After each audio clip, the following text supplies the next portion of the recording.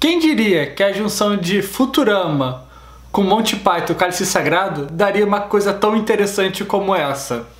Então, se você não entende o que eu estou falando, bem-vindo! Hoje vamos fazer uma crítica sem spoilers da nova animação adulta da Netflix, Desencantado. Para quem chegou aqui de surpresa e não sabe nada sobre essa obra, Desencantado chegou na Netflix nesta última sexta-feira. E temos Matt Groening, o pai dos Simpsons, que está aí há mais de 30 anos, se eu não me engano. Então, estamos falando de Matt Groening. Ele é o cara, ele encabeça toda essa história. E sinceramente, se você acha que isso é mais dos Simpsons, tá muito enganado. Ele só se parece, mas não tem nada a ver mesmo. Então, vamos dar uma olhada aqui na sinopse. A trama de Desencanto conta a história da princesa Bean.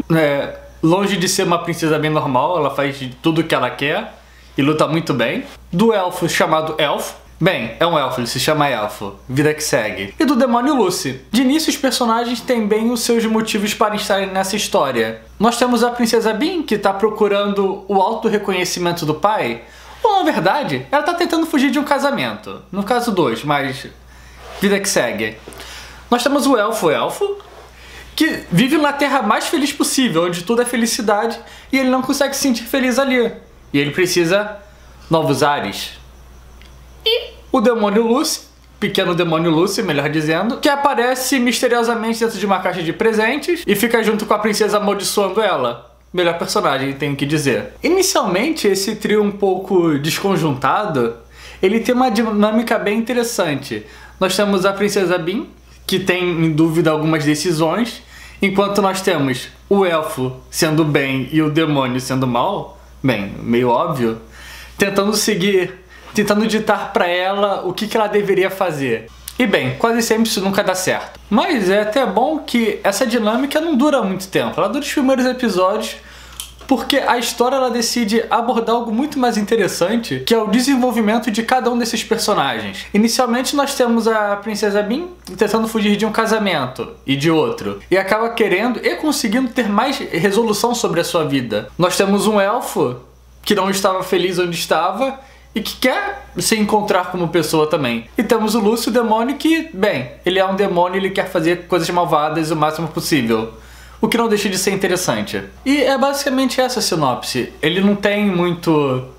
Inicialmente não parece ter muito sentido toda a história. Só nos mais ou menos seus episódios finais que ele foca mais em uma história realmente. Antes disso, acabam sendo histórias meio soltas, com nossos personagens em aventuras bem mirabolantes, por assim dizer.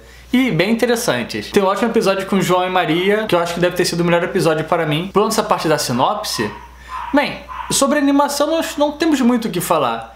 É basicamente os Simpsons, só que não são os Simpsons. A animação tá igualzinha, tá até um pouco melhor do que eu costumava lembrar de Simpsons. Mas é todo o character design, é a mesma coisa, tá lá igualzinho, sem pôr nem tirar. Se der bobeira, você até reconhece alguns personagens. Embora a série tenha 10 episódios, o que sempre é muito bom, ela segue num passo um pouco lento.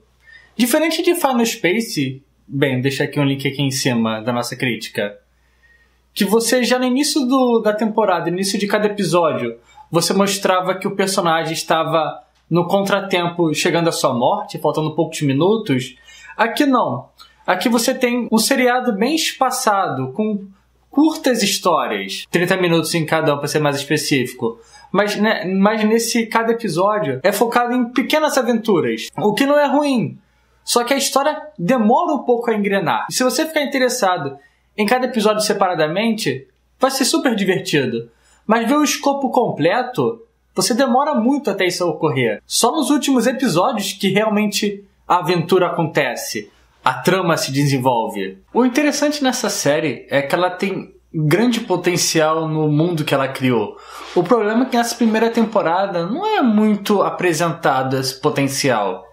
Nós temos a Vila dos Elfos, que vive num mundo à parte e é extremamente interessante de assistir, mesmo que seja bem curto.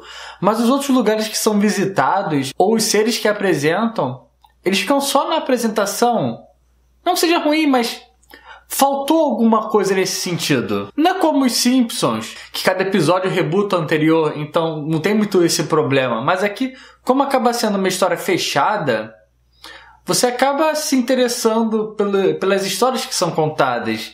Mas se fica só no deslumbre delas, só no deslumbre, pra mim ficou faltando esse pedaço. Como eu falei no início, Desencanto tem só a aparência dos Simpsons, bem, e o seu diretor e criador.